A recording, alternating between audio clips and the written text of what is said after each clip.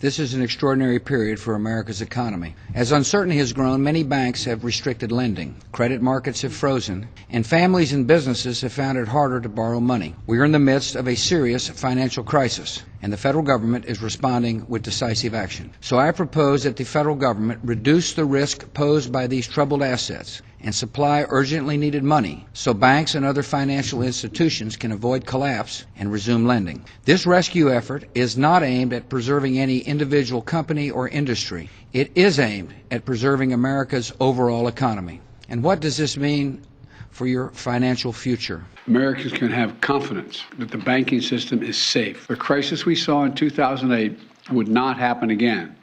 Unfortunately, the last administration rolled back some of these requirements. I'm going to ask Congress and the banking regulators to strengthen the rules for banks to make it less likely this kind of bank failure would happen again. See in California. Mr. President, what do you know right now about why this happened? And can you assure Americans that there won't be a ripple effect? Do you expect other banks to fail, Mr. President? Should all depositors be protected at all banks? All right, bull runners, welcome back to the channel. So we have some breaking crypto news to bring to you in this video, with Bitcoin sitting at $27,644, Ethereum at 1,876, BNB at 330.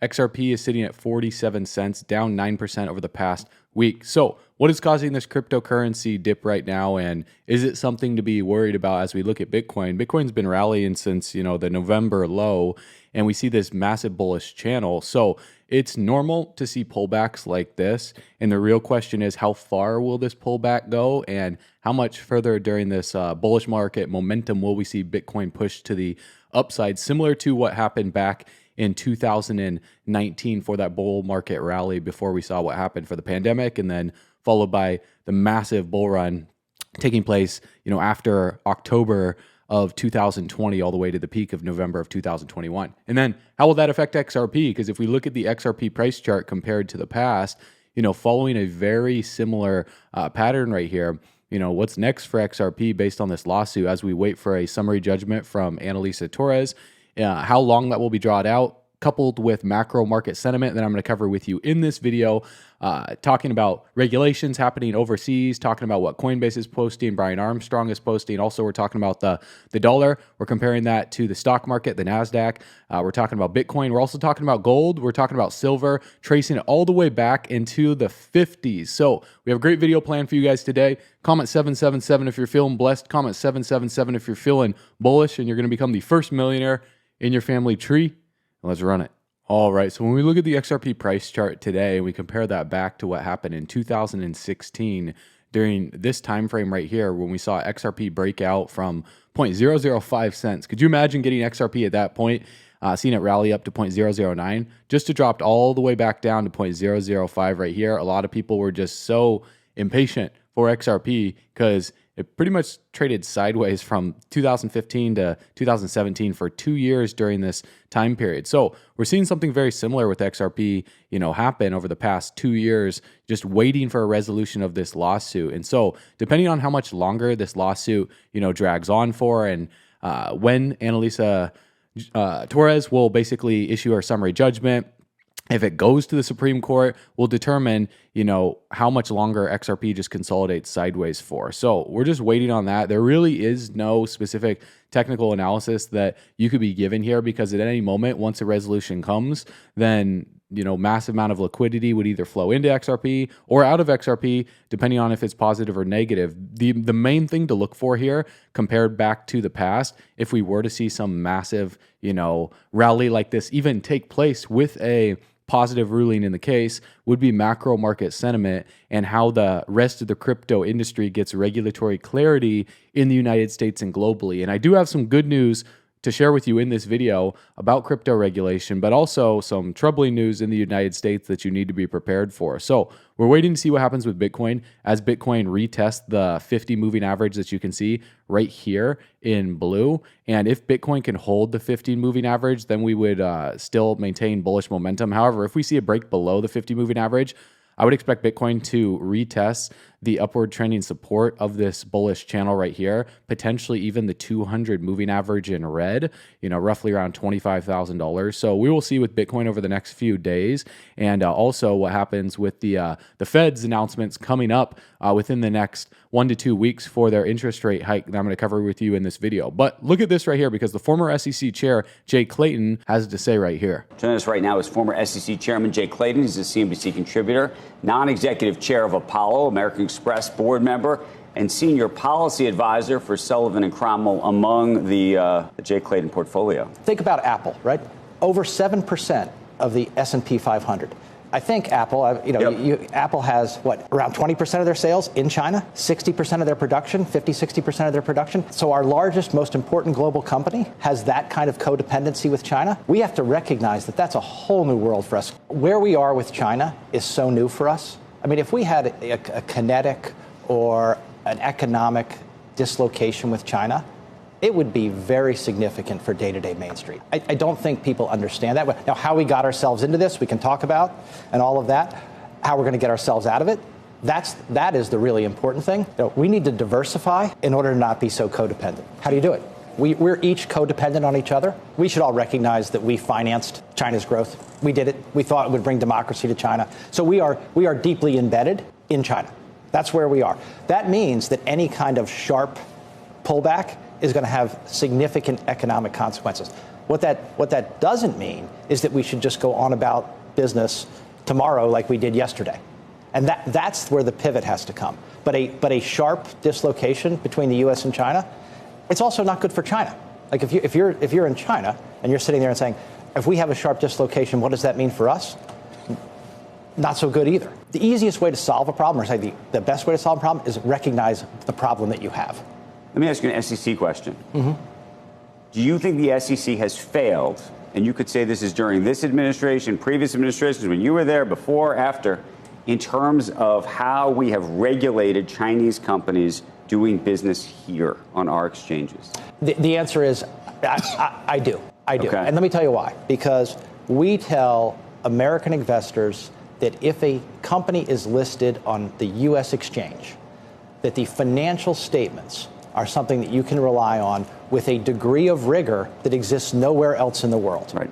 For a long time, that was not true of Chinese companies listed in the U.S. And it's not moving as fast as it should have. We gave the Chinese 3 years to come into compliance with the PCAOB regulations. They did not. That's my view. We gave them another period of time. We can debate on what it is, but whatever it is, it's been too long. There's no excuse for how long it's been. You believe that has to come from Congress? It cannot come. It came from Congress. Can't the SEC actually just say, okay, we're doing it, and see what happens? The answer is the SEC was able to do that at the end of last year.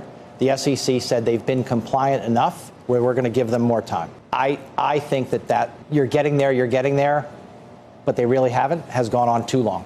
Now, if we go over to crypto Twitter right here, I want Cointelegraph posted about Gary Gensler at that meeting that I covered when we were walking around Universal Studios trying to figure out where we were going the other day in that video. Listen to this right here. Gary Gensler has no idea what to classify Ethereum as. You recognize, how would you categorize Ether then? I think that the general sweep of what Congress did, not just in the 30s, but as amended. I'm asking you, sitting in your chair now, to make an assessment under the laws as exist. Is Ether a commodity or a security?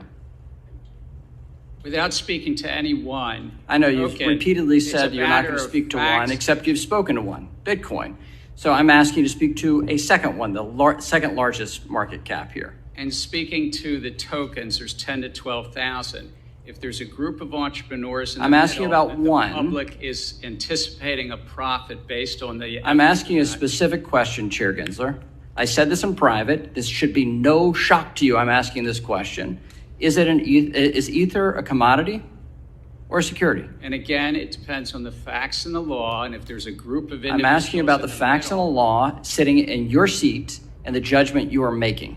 And so, Mr. Chair, I think you would not want me to prejudge because I'm also. But you have prejudged on this. You've taken 50 enforcement actions. We're finding out as we go, as you file suit, as people get Wells notices on what is a security in your view, in your agency's view. I'm asking you a very simple question about the second largest digital asset. What is your view?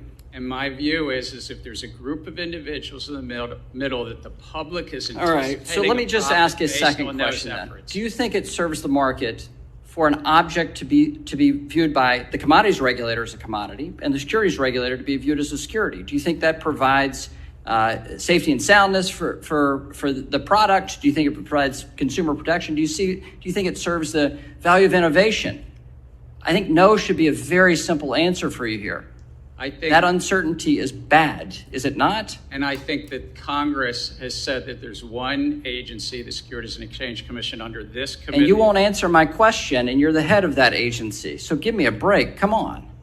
I'm answering it in the generic because you would not want me to speak about any one set of facts and circumstance. Okay, but you've already spoken. Have you said anything about Bitcoin?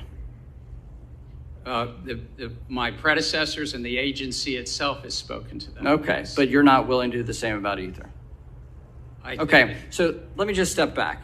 There's a lack of clarity here in the marketplace. Can you at least agree to that? I think that the clarity is there. The law is clear. All right. There's a group so of individuals let me be explicit about this. The market doesn't see it. Your regulatory actions and the CFTC's regulatory actions say that there's a great deal of uncertainty here. It is the intention of this committee to fix that uncertainty and actually provide a sound legal basis for this. So with Gary saying that, yes, there is regulatory clarity, and then him not even being able to give a straight answer of, yes, it is a commodity or yes, it is a security in that answer just really shows where crypto is in the U.S. And so with a hawkish Fed signaling a weaker economy, weighing on risk on assets right now is what we're waiting for to see, the Federal Reserve pull back on their effective federal funds rate. However, if they were to stall or even pull back on it, that might not necessarily mean positive news for the markets, and I'll explain why in a little bit. But despite the banking crisis fears with future bank runs and hopes of a dovish U-turn, Federal Chair Jerome Powell seems committed to reducing inflation through further hikes. And Powell and the Fed continue to reiterate the goal of bringing inflation down to 2% in the press conference on March 28th. He reiterated that they remain committed to bringing this down long term to fight inflation, and reducing inflation is likely to require a period of below trend growth and some softening of labor market conditions. Restoring price stability is essential for setting the stage for to achieve maximum unemployment. So they need a lot of people to lose their jobs. So if you have a job right now, your job is at risk in order for inflation to come down. Otherwise, they're just going to keep jacking up rates. So people need to lose more jobs. And it's very weird how that works to achieve price stability over the long run, but it's happening inevitably through artificial intelligence regardless. So the market seems to agree that interest rates will continue to rise with the next FOMC meeting scheduled for May 3rd. So we'll update you on this channel for that. This will be an important date for crypto investors that you need to pay attention to as well, since the sector is still highly correlated with the Dow and the S&P 500. We can see that 83.4% are expecting between 500 and 525 for the target rate and BPS, and also 16.6% are expecting between 475 to 500. So the Fed, everyone is expecting the majority for the Fed to be hawkish to raise rates. So expect, mortgages to go up, expect borrowing in general to go up, and the cost of loans. And meanwhile, the Fed is fighting its headwinds of its own as major banks still expect the U.S. to experience a sharp recession at some point in 2023. So what the Fed says, and this is what the banks are expecting, it will likely push down risk on asset prices, including cryptocurrencies, because when we see stuff like this, companies and countries run to safe haven assets, which would be, bonds. However, bonds aren't even safe anymore as more countries are gearing towards short-term treasuries and T-bills, the 2-year versus the 10-year. That's why we see the negative yield curve inversion happening, which signals a recession in the economy coming. And according to U.S. Bank analysis, investor sentiment about the current state of the economy remains low and trending downwards. You can see weak, trending downwards, moderate, positive, or strong. It's like 37.7%. According to data from U.S. Bank, inflation, interest rates, and earnings remain key to equity returns. Persistent inflation, rising interest rate with the effective federal funds rate, and uncertainty over the pace of earnings growth in 2023 remain headwinds to advancing equity prices. And so when we look right here, that is what the headwinds are ahead. And so that's what's putting a, slowing growth on the crypto market, even though it's not really that slow. When you think about it this way, the bank runs are what caused this, right? So we see Bitcoin rally over 90% since December of 2022. That's not slow growth. That is very rapid growth, and that was caused with the bank runs, and so people panicking, moving money into crypto, and then we see the stock market recovering, and we didn't see that traditional, 2008 market crash in the stock market, and it went against everyone's expectations. And earlier this week, the European Union became the major jurisdiction in the world to set up crypto regulations. The markets in crypto assets, or the MiCA, however you want to pronounce it, the law received approval with 517 lawmakers voting in favor for the proposal. This has opened up doors for collaborative development for cryptocurrency companies and governments in the bloc over in Europe. This opportunity is being capitalized by the International Policy Council at Ripple, and this is massive for companies like Coinbase and other exchanges. And the MiCA regulation is the EU regulation governing issuance and provision of services related to crypto assets and stable coins. Adopted on April 20th, just 2 days ago, by the European Parliament. MiCA is the first and only legislation of its kind in the world and leads the way for other jurisdictions. MiCA will enter into force at some point between mid-2024 and early 2025. So we are still relatively early right now. However, this is going to coincide, I personally feel, with the 4-year market cycle theory, with the peak of this bull market happening by 2025. So you need to be ready for that. The European Union reached this consensus back in October of 2022 on the markets and crypto assets regulations for this. So this is not new news. However, it has now been ratified by the European Parliament and thus becomes the first regulatory framework, guys, in the world. So this is big, and this positions Europe as an attractive region in the crypto market. And so when we go over here to Twitter, Brian Armstrong, he posted this. He retweeted it. How is it even legal for the government to approve Coinbase to go public, then to come back years later and say they're operating illegally? Why was I allowed to buy their stock then? It's not like they changed how they operated since they were approved. And so this is the issue in the United States. It's conflicting regulations. It's conflicting enforcement by regulation rather than due process. And this Gary Gensler guy that nobody likes does not know what's going on. He does not know what to do. And he just shakes in these interviews because he doesn't know how to answer these questions. And if we look right here, we can see that this is an utter failure of the U.S. regulatory guidelines. Coinbase and several other regulation-first companies have been trying for nearly a decade to offer licensed derivatives in the U.S., and Coinbase had to get a Bermuda license, planning to launch its offshore exchange in the coming weeks. And so that was just a few days ago that was posted. Also here on Twitter, Brian Armstrong, the CEO of Coinbase, he said he had a great meeting today with UK Economic Secretary and City Minister. The UK is moving fast on sensible crypto regulation to both drive economic growth and consumer protection. Excited to keep investing in the UK. And correct me if I'm wrong in the comments below, guys, but I believe it was Brian Armstrong or Coinbase directly that posted, or maybe it was Brad Garlinghouse I think it might have been Brad Garlinghouse and Ripple saying that they were considering, relocating over to the UK because of this. And so when we look at what MiCA is doing, they're creating classification on crypto assets. It's the most important thing because Bitcoin is the only thing that really has a classification as a commodity and based on the CFTC. And the CFTC chair or the head and Gary Gensler have been battling back and forth about what Ethereum is. And Ethereum is the leader of the altcoins, right? Bitcoin was the original cryptocurrency, and then Ethereum and everything else is an altcoin and considered a security in Gensler's eyes. So MiCA provides this regulatory framework for digital assets that use decentralized ledger technology. And so DLT, the main crypto assets covered by MiCA are, number one,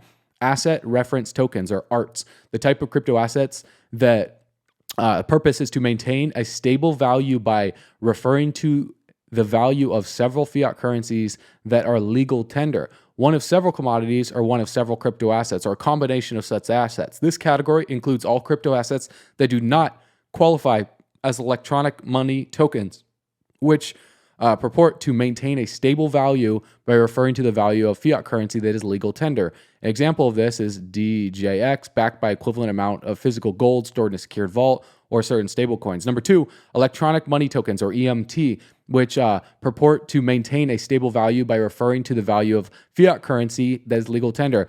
The difference between ARTs and EMTs is the configuration of the underlying asset that supports the price. ARTs use non-cash assets or a basket of currencies, while EMTs use a single currency, which brings them closer to the concept of electronic money. And number 3 is crypto assets that are not considered ARTs or EMTs, such as utility tokens, which are intended to provide digital access to a good or service available on distributed or decentralized ledger technology and are only accepted by the issuer of that token. Unlike security type tokens, they are not considered a financial instrument under the securities laws of many countries. So this is big because it gives classifications to certain cryptocurrencies that they could then deem as securities or not. And so why MiCA matters, because MiCA will provide regulatory certainty and stronger protections for consumers in the crypto market while supporting innovation. To achieve these goals, they established mechanisms to ensure that stablecoins are truly stable, required enhanced transparency in the market, and prevent players from creating excessive risk while making sure the assets under custody are genuinely protected. And so when we look at the stablecoin rules coming out about these companies needing to show reserves, this is a big deal. And this video that I'm going to be dropping here soon for you guys, talking about what could potentially be coming to the crypto market that is much larger than the UST Terra Luna stablecoin collapse that you need to be ready for and you need to have a contingency plan for. Because when we look right here at the US dollar, well, people's contingency plan and their exit strategy from the US dollar, again, this is not financial advice. I'm just bringing you guys news and my opinion here. I'm just sharing you how I'm preparing. What you choose to do is up to you after you consult your $1 million financial advisor that has the results that you want. But when we look at the DXY, people's contingency plan or exit plan from the dollar, because the dollar is bleeding out in value and spending power because of inflation and monetary print orders and terrible economic policies and trade wars, currency wars with China and the BRICS nations undermining the US dollar by ditching the US dollar for trade, specifically with Saudi Arabia and oil and petroleum. And so when we look right here, we see the dollar going down in value. The dollar's been dropping since September of 2022. And so if we compare the DXY, Bitcoin, and the NASDAQ 100 right here, we can see that the NASDAQ, has been bullish since December of 2022. If we trace it up next to Bitcoin, there is some correlation here. I mean, the correlation is not exact, but as you guys can see right here, when the stock market trades bullish, Bitcoin has been trading bullish. Although Bitcoin is more volatile and you can see the rallies are more extreme.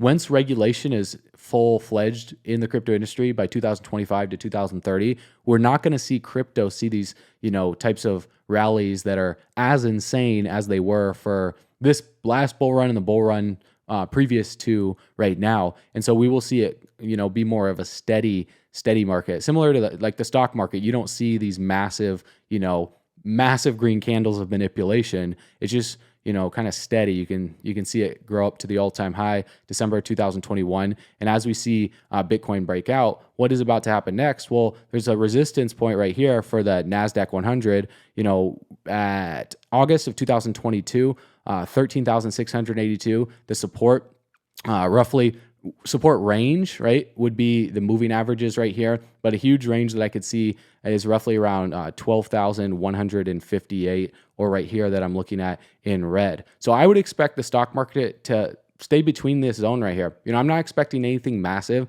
If we see the stock market rally bullish, I would expect it to get rejected from this resistance, which was the resistance from August of 2022. And that would be a massive resistance zone. And then it just to stay range bound for the next few days and until May, once we see what the Federal Reserve is doing with their interest rate hikes. But as we know, the interest rate hikes do have an effect on the stock market. They do have an effect on the cryptocurrency market. And as we can see, if we base this compared next to the dollar, you guys can see, that the dollar and the stock market are inversely correlated. Because as you can see right here, when the dollar started turning bearish from this recovery bounce, this dead cat bounce right here in March of 2023, as it started to trade bearish, the stock market traded bullish. So if we were to see the dollar, have a little bit of a rally here back up to the 50 moving average in blue, if we see this rally take place, I would expect crypto and the stock market to trade bearish for a little bit. So what the dollar does will really determine what crypto and stocks do. Now, I could be wrong here, but if the dollar rallies even further up to the 200 moving average, and we see this, double tap of this resistance right here, and then we see the dollar trade bearish, I would expect the crypto market to see some bearish trading action over the next few weeks going into May. So we'll see what the dollar does. Ultimately, I'm not too worried in the short term here, guys, because let's say, for example, the dollar trades bullish. Well, it will turn around. The dollar is not going to, I don't think the dollar is going to pass this all-time high, well, not all-time high, the high of September of 2022 anytime soon. I think the dollar is going to continue seeing some bearish momentum as we see more news coming out about the BRICS nations and other countries partnering up with China and those countries to ditch the dollar for trade. So I would expect the dollar to trade bearish and continue going down over time. And I would expect, the crypto market to see massive liquidity flow in from the dollar. I would expect the stock market to be bullish, but in the short term, we're going to see extreme volatility. Like I said, Bitcoin, if Bitcoin cannot hold this 50 moving average and we see Bitcoin trade down to the 200 moving average, then the dollar, I would expect the dollar to see this rally over the next few weeks. And then if we look right here at gold, one interesting thing to note, guys, obviously this video is titled for XRP. XRP ultimately is just going to do what the rest of the markets do, because XRP is rising or following right now on expectation of the lawsuit coming to a close, and then whatever happens with macro market sentiment bleeding into Bitcoin, Ethereum, and XRP and the rest of the market. So there's not too much to cover on that until we just see what Annalisa Torres has to say, and then what people that are a part of the case and a part of the Ripple team are posting on Twitter and all that good stuff. But one thing that's interesting to note is gold and silver right here. So gold and silver have been another contingency plan and a diversification strategy in people's portfolio. And if we go back here to the Federal Reserve, the federal funds effective rate right here, all the way back until 1961. So the chart right here goes back to July of 1954, but we can see that when the Fed consistently, kept raising rates up, and we didn't see this like raise up, drop down, raise up, drop down, but we just saw the Fed raise from 1961 all the way 1969, and then it kind of fluctuated for a little bit, but until the peak of 1980. And we go back here to the chart on gold, and we see, June of 1961 right here, gold was at about $34 to $35 per ounce. You could have gotten gold in the 60s for that price if you're born during that time, or let's say your grandparents passed down the gold to you, that were alive during the World War I or World War II, and they gave you some gold, and maybe you're 50, 60, 70 years old right now, and you have some gold from that time period just sitting in your vault. Well, what happened there during that time period is gold went on this massive rally while the Fed was raising rates. So right here you can see June of 1961, the rate was 0.50, right? And so we saw it raise all the way up to in 1980s, December 1980 to 22 at the end of the period, which was insane. And so what we saw happen here was gold go on this massive parabolic rally,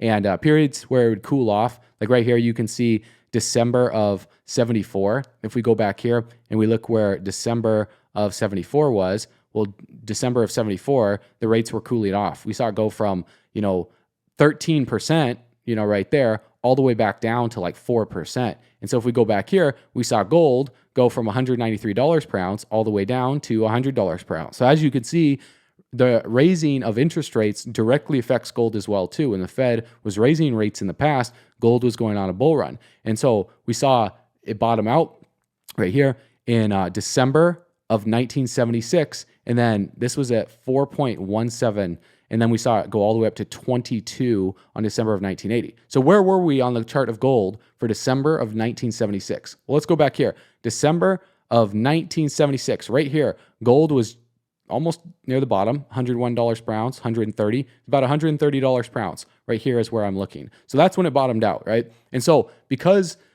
they were so bearish on gold, and the effective federal funds rate, right, was coming down, because it was coming down, well, then money was being moved out of gold. Now, once they started to raise the rate back again, all the way up to 22, what happened to gold? Well, gold went on this massive bull run, insane bull run, all the way up to $870 some odd dollars, almost $900 per ounce, which is insane. Over the course of 20 years, from the 60s to the 80s, gold went from $35 per ounce to $876 per ounce. Do you think at that time it would have been smart to hold some gold? Of course. It's common sense, right? Now, here's the key here. When the effective federal funds rate peaked out in December of 1980, right here, well, that wasn't at the same time that gold peaked out, right? It peaked out right here after this bounce, this recovery bounce that took place right here. Dead cat bounce followed by bearish action in gold. and then gold continued to trade bearish for an extended period of time. I mean, we didn't see gold pass $870 per ounce until, if I scroll all the way back here, it took until 2008 for the financial crisis right there. So from the 80s, right? So 28 years. It took 28 years for gold to recover past the all-time high. And once the markets, because the markets are always forward looking right here. So gold peaked out, right, in January of 1980. Well, where were we right here? January of 1980, right? Right here, the effective federal funds rate already started to trade bearish. And so as you guys can see right here, you know, gold was already in this bearish momentum. However, if you would have sold right here, $582 per ounce, and you got gold at $35 per ounce, you still would have been in profit. You can never catch the absolute peak, right? Because a lot of people at this time period right here thought that gold was going to, you know, bounce off this support right here. They thought it was going to continue to do something like this, and then boom, spring even higher. This is what most people expect during a time period like this, when the markets are bullish and it's in this euphoria stage where we see these, you know, parabolic blow off tops like this, and we see gold just setting a new standard right here. And then in 1980s was, you know, a big period, because when it was illegal for people to hold gold, guys, you know, the government was accumulating as much as they possibly could. And then when the dollar was taken off the gold standard in 1971, it made people flood to gold even more, because they knew that the dollar was going to be backed off debt and petroleum, oil, right? And the partnership with Saudi Arabia to protect the Saudi Arabian kingdom took place. And now, you know, the Saudi Arabia doesn't need the United States anymore because they're seeking China's protection. And so this is going to cause even bigger rally in precious metals, I personally believe, and also in the cryptocurrency industry as well too. So what people were expecting here is they were expecting something like this to take place, the positive. And so mass market psychology, this is what the crypto market looked like, right? So if we go back here to Bitcoin and we scroll all the way back, can you see the similarities here with the bull market rally in Bitcoin compared to the bull market rally for gold in the 1980s, where we saw this parabolic blow off top, followed by this dead cat bounce right here? We see this dead cat bounce, right, for Bitcoin right here. People thought that Bitcoin was going to do something like this. People thought Bitcoin was going to break out and go even higher, but people didn't expect this to take place for Bitcoin, as it just to kind of lose momentum, bounce, bounce, bounce, bounce, bounce, fall off a shelf, find a bottom. Similar with gold, we saw the same thing happen with gold. You know, bounce, bounce, bounce, bounce, bounce, find a bottom. We didn't really see this fall off a shelf, but, you know, recovery rally right here take place, 1983. Well, what happened with Bitcoin? Recovery rally take place right here, 2019, from this period, and it took an extended period of time for Bitcoin to recover past its all-time high till 2020. So 2 years though. So the crypto market was accelerating things. So think about this, guys, the psychology and the matrix, right? Well, how quickly has information and communication been sped up through technology, making things much quicker, right? To send a messenger pigeon or a messenger on a horse from one nation to another during, you know, old school England days, it took months to deliver a message from one king to the king. And nowadays you can just type a message, send it on Facebook, it's instant, right? Well, what is blockchain technology doing to these markets? It's speeding up, you know, bull markets, and it's speeding up bear markets. That's why we see these massive blow off tops for crypto, and it's speeding up the time it takes for the bear market, you know, to find a bottom. 1 year in the crypto 4-year market cycle theory, and then 3 years to go from bottom to top. And so the 4-year market cycle theory, right, if we were to measure from top to top right here on Bitcoin, roughly, I mean, I could zoom in, but, you know, 1,424 days from 2017, 18, 19, 20, 21. So from 4 years from top to top, from 4 years to bottom. So if we measure from the bottom, where would 4 years be? Well, November, right? December, roughly right around there. So the bottom could be in if the 4-year market cycle theory is true. Now, obviously, the past is not 100% accurate representation of what's going to happen for the future, but it does rhyme. That's what's interesting to know. And so when we go back here to the effective federal funds rate, when we saw the Fed drop the rate from 22% all the way down to 0.14%, keep rates at nothing for an extended period of time, we saw gold rally from 2008 all the way until 2011 because people are panicking while the Fed was adding to their balance sheet, and they started issuing, you know, massive monetary print orders to, you know, help bail out the banks. As you guys heard at the beginning of this video on what George Bush says, well, what did Joe Biden say too as well? He says this will not be borne by the taxpayer, and it's going to be issuing the Fed to add to their balance sheet. That's why they added $300 billion in 1 week, basically erasing months and months of their QT, quantitative tightening, that they did to their balance sheet to offload their balance sheet. And so what happened in 2008, right? Well, we saw a bull market rally in gold go upwards of $1,900 per ounce, all the way from $600 per ounce. So I did have silver up right here too, because if we look at silver during 1961, well, we saw silver was sitting at just under a dollar per ounce, which is crazy. And so we see what happened with silver all the way until 1980. Well, silver went upwards of $50 per ounce. So we haven't even come close to where we were in 1980 of $50 per ounce.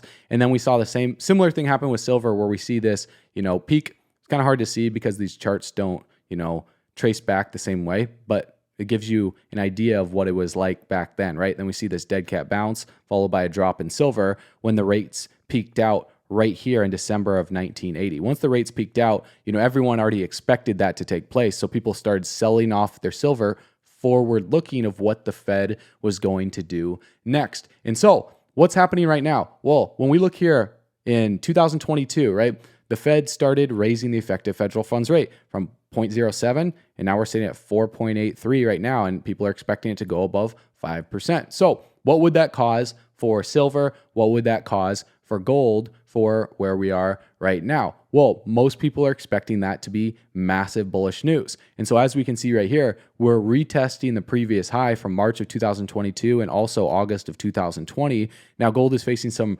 resistance right here, which we could see gold, get slapped back, trade to the downside as the dollar. If the dollar trades bullish, gold retesting the 50 moving average. If gold doesn't hold the 50 moving average, I would expect gold to come back to retest the 200 moving average in red, depending on where the 200 moving average is, between $1,850 per ounce to $1,900 per ounce.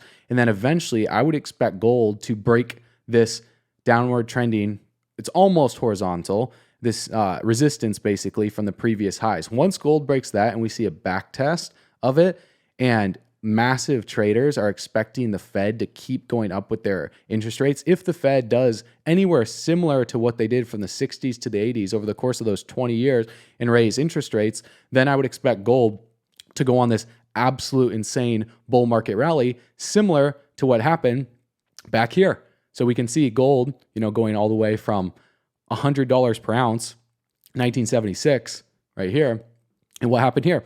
1976, we went from 4.17% all the way up to 22% on the interest rate. So rising interest rates, bullish for gold.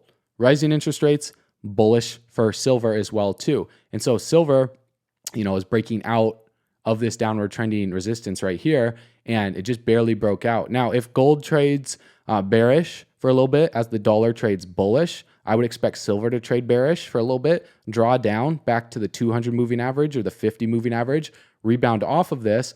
We see a break, retest, boom, bullish momentum for silver. Now, if silver goes even lower and we see the dollar, do something crazy where the dollar trades bearish, the DXY, or the DXY, sorry, it trades bullish and it breaks above. If the DXY breaks above the 200 moving average and we just see a stronger recovery rally for the dollar than most people would expect, then I would expect gold to trade further to the downside below the 200 moving average. Same thing for silver. However, I don't think silver is going to go any lower than $17 per ounce in the near future. I think right now, this is one of the most amazing times in history for me to be learning and backing up the truck for precious metals and for cryptocurrencies. And the reason why is because of what I covered in the previous videos of Janet Yellen, the head of the Treasury, confirming that the gross debt in the United States will grow from roughly I think we're like $31 trillion right now, to over $50 trillion by 2033. So over the next decade, if they plan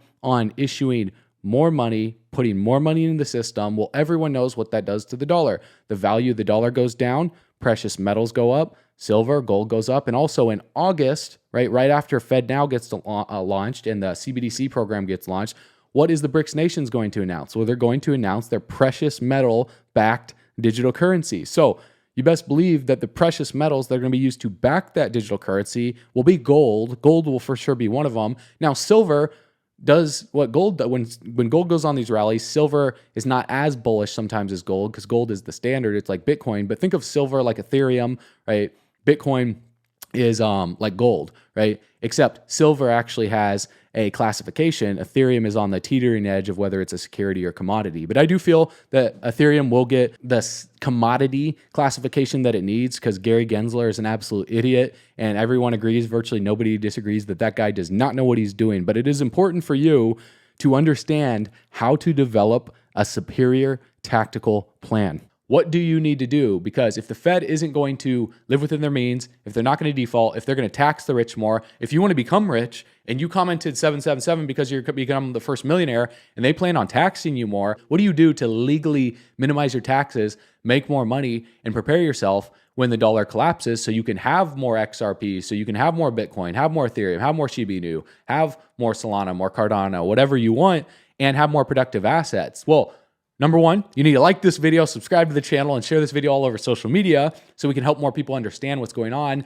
so they can prepare. Because here's what I'm personally doing to prepare. And again, take this or leave it. This is not financial advice. Consult your financial advisor if they are a multimillionaire. This is what I've done and what I'm going to continue to do that helped me become a millionaire before 30. Number one, I'm expanding my options. So I'm not just trapped by one small bank. I bank with multiple big banks in case the Fed lets one of these big banks fail, because you know that their goal may be to chokehold the smaller banks to push money into the bigger banks, because when the Fed prints money, who benefits from this? Yes, the dollar goes down, but the big banks benefit from this because they just buy more bonds, they get more money, and money flows back to them. So if they're choking the little banks to put money into the big banks, what do you think their next plan would be to usher in their CBDCs? Would it be to let one of the big banks fail? Maybe it's Wells Fargo. Maybe, I don't think it'd be Chase. Maybe it's HSBC, whatever it is.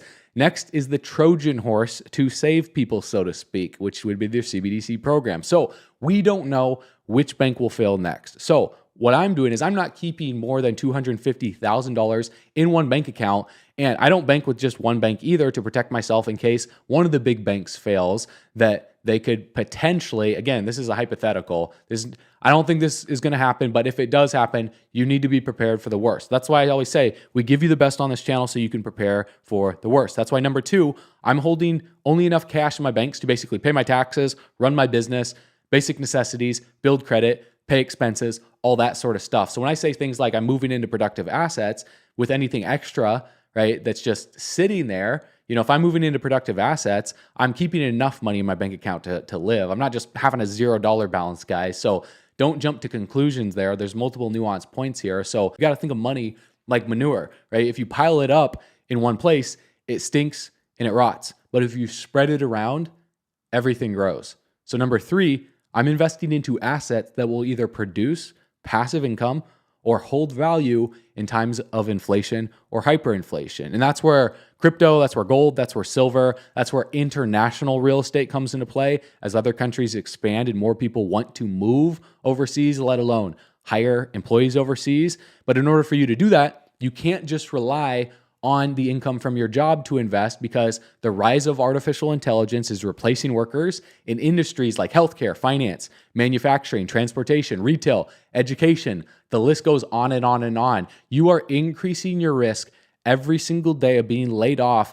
The days that go by where you don't focus on building a business on the side. So that's what I'm also doing. I'm building a side business. Now, the number one side hustle for you to focus on in 2023, in my opinion, that costs little to no money out of pocket, that's completely recession-proof, it's completely depression-proof, is an information-based business in any niche that you want, because people are more hungry for information than ever before. Remember, information changes situations. When you have different information, it changes the outcome and the output of your life. You know, education is the biggest problem in the world today. The complete overhaul of the education system and the student loan bubble that's about to burst is next. However, you know, most people that are going through formal education, they need to know that formal education will make you a living, but self-education can make you a fortune. And unfortunately, a formal education is not making people a living because they're having to focus on surviving rather than thriving due to minimum wage staying the same over the past few years and artificial intelligence taking job. When you look at cryptocurrencies and different projects out there, when you have more income on the front end coming in from your information-based business, well, then guess what? You don't have to worry about the fluctuations. You don't have to worry about the short-term volatility. See if silver goes up or down, or gold goes up or down, XRP or Bitcoin or your real estate properties go up or down in the short term. Let's say you're sitting down 10% or 20% if the markets continue to crash. Well, you're still stacking up cash flow on the front end from your information-based business to where you can just keep more accumulating and dollar cost averaging for the dip. So go ahead, click that link right now in the description of this video. And as always, you know what we're doing. We're backing up our truck all the way to the bank. We're grabbing the bags, packing them and stacking them, leaving no bags left behind because we believe the spending power of the dollar is going down in value. That's the truth based on inflation and what the Federal Reserve is doing. FedNow is not going to fix that. The CBDC system that they're planning on ushering in is not going to fix that. So in order to fix that, you have to take it into your own hands because together, we're all going camping on the beaches of the moon and Bull Runners Club is going up. So I will see you on the next video. I will see you on bullrunners.com. As always, you know what to do. Stay bullish.